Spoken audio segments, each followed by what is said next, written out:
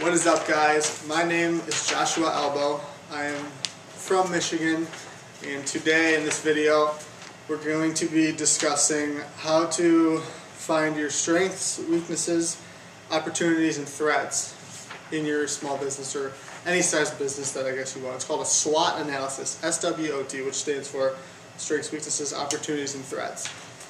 Now, the general reason that you would be doing this is if when you're starting a company, you're going to want to look into, like, it's the nitty-gritty that really matters, like when you're getting into it, like when at the point when you're in the future, when you're already making 100,000 plus revenue, let's say a year, it's still worrisome. Like, you still have to look at the little stuff, like the numbers and what your company needs to improve. Like, always, by all means, don't stop at some point just because you get big enough. There's no such thing as big enough. Like, creativity is unlimited, so the more creative you are, the more successful and, let's say, innovative your company can be. So the purpose, let's say, for this marketing technique called the SWOT analysis is to find, in order, your strengths, weaknesses, opportunities, and threats. Now, I did one for my company recently, Dip Lab, and we looked at it from our own personal strengths. So some of the strengths that and this is super brief, so don't like take everything with a grain of salt. Like, this is for you as the manager, the owner, talking to your top employees who manage all your employees below you. So I'm going to be talking to one of them who I'm planning on making a manager, this kid Paul.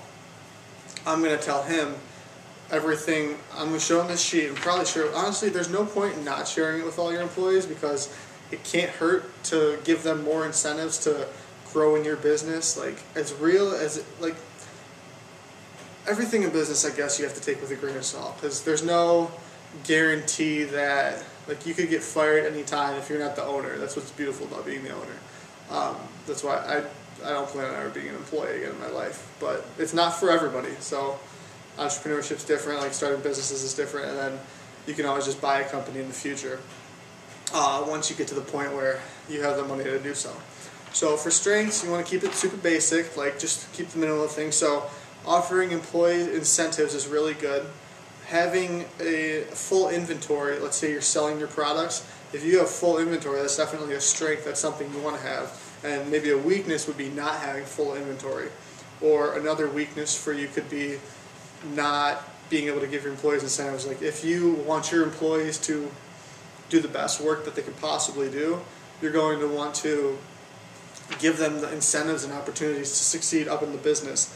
I used to be an employee for my friend's dad. He owns a company that does land surveying, and every so often he would say on my paychecks, as embarrassing as this may be, like, we all start somewhere, I guess, but on my paychecks occasionally you'd get a increase in pay, which keeps your employees happy. Now, I'm not saying just pay them more if they're not doing anything extra, but there's always, if you keep your employees, like, employees rule the world. Like, I absolutely love employees. If you ever check my Twitter, at @TheJoshElbow, like, I tweet about it occasionally, but they rule the world, because when we grow up, every day we go to school, kindergarten through till you graduate high school, and even in college, you're taught, go to work, go to school, get a great job, retire at 60, 70, whatever, and hopefully all you people that are watching this video can see beyond subconscious programming of schools.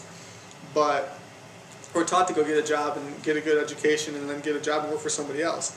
But so, like, that's what the majority of the people in the world will do for the rest of their lives, which you can try and tell people, but that's maybe not the best way, or you'll never be crazy successful. But there are people that are still successful being employees.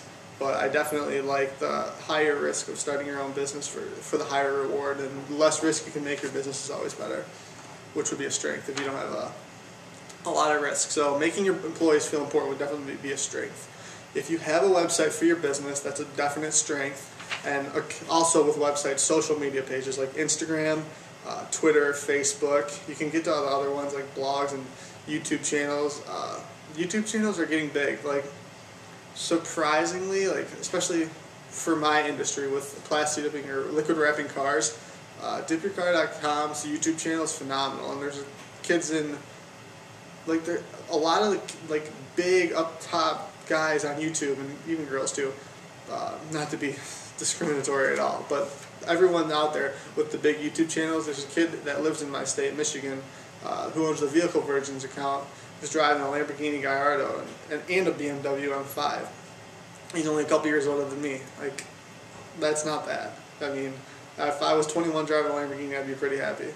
But there's all the kids in Hollywood have like Ferrari 458s, and so it's doable. But onward from that, some other strengths would be having experienced workforce, so having a way to, like having trained employees, but also having a nice system, and we'll get into this in other videos about what small things and details go into a business.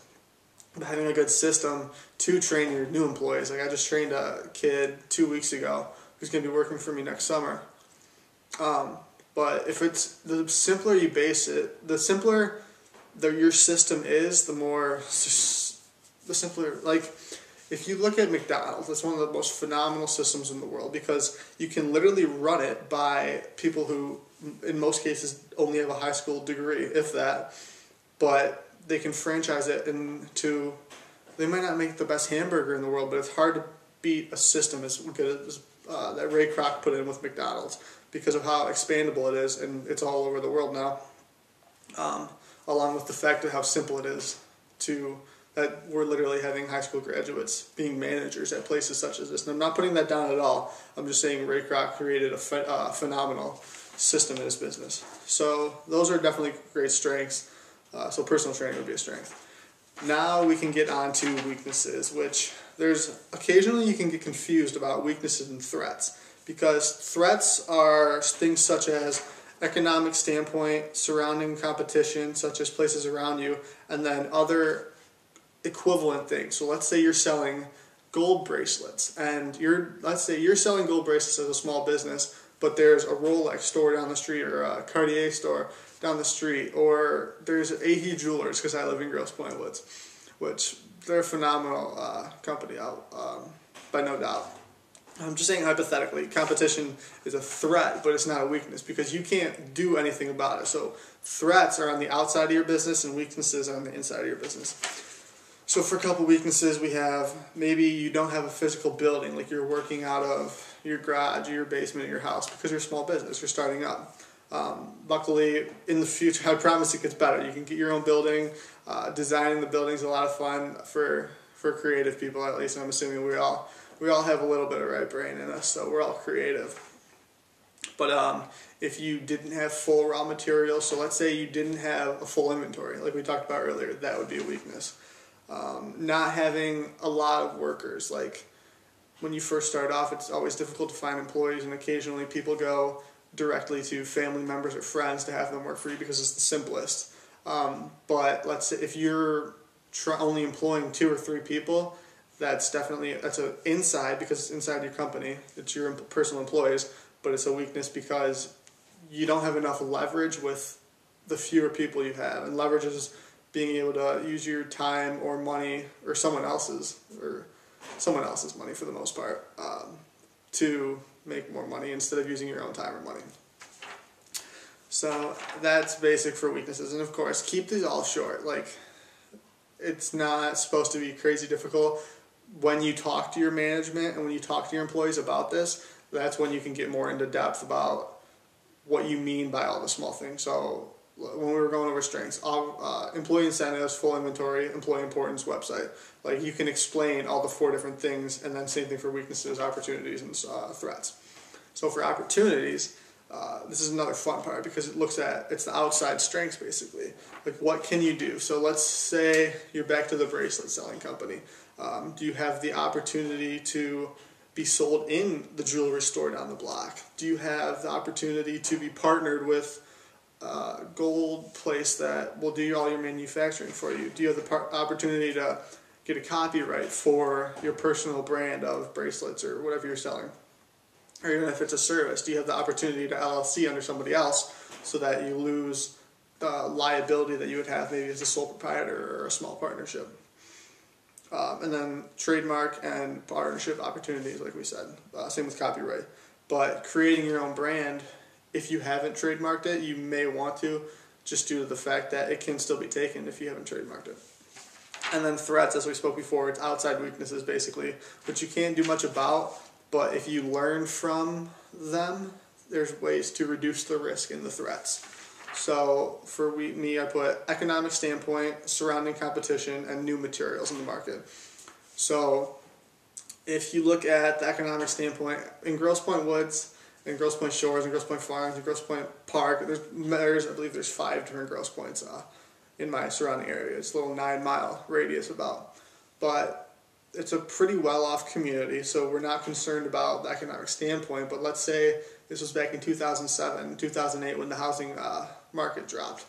You would be more concerned about the economic standpoint. And maybe people don't want to spend their money on gold bracelets because they have to put their kids through college or private education at any point, or they have to sell a home because they need the money because the economy is not doing well, or the value of the dollar decreases a bunch. So you can't control it, but if you at least think about it and look at it, it definitely reduces the risk, and the more you think about it, the better off you'll be. And then surrounding competition, I don't find anything wrong. Like, I absolutely love competition. Like, besides, I may just be a competitive guy, like being an entrepreneur, I guess, but there's nothing wrong with it. Like, if you can, if there's too many opportunities, like half the time competition is more of an opportunity than a threat. Because if you can partner with them, you both reduce risk and liability, you create a new complete market as long as you sign a no-compete for the time being after, or non-competitive or whatever they're called. But you can deal with that when you have to deal with it. But partnerships are phenomenal. And then also learning what they're doing, like, even if they're not in your same state, it's a global economy. So if there's people selling your gold bracelets that you're trying to sell in like Italy or France, look at the prices there and then compare it to all around the world. Because if you're only trying to sell in your neighborhood compared to someone who's trying to sell in your entire city, who's going to get a higher revenue and who's going to end up making more profit in the long run. If you sell more, you make more money, right? Unless you're not making money for profit, but I think we're all in business to make a profit. So surrounding competition can be a threat, but I like to think of it also as an opportunity. And then it also allows you to keep your head on the game and for new materials in the market. So let's say if the gold is dollars increasing in value right now, so gold's dropping in value because the dollar has more buying power, so you can buy more gold with less dollars. So paying attention to that, or let's say there's new ways of melting gold, like always keep looking towards the future for everything, and then you'll be able to reduce your threats in the long run. So I hope this marketing video on SWOT analysis, strengths, weaknesses, opportunities, and threats, was helpful to you guys. Check out my other videos for any entrepreneur stuff that you're looking to do. I'm going to be making more, hopefully. Comment below, tell me if you like it, tell me if you have any questions for me, by all means, hit up my comment box. I don't know if you can send messages on YouTube, but by all means, go for it. Instagram and Twitter at @TheJoshAlbo, TheJoshAlbo, and I hope this was helpful. Let me know anything I can do to help you guys. Check out my personal website. I have a free comments you can send out there. So that's my personal email. By all means, you can reach me 24/7 for the most part. I check my email pretty often with business and everything. www.joshuaelbo.weebly.com, and I'll professionalize it this summer, hopefully. Thank you.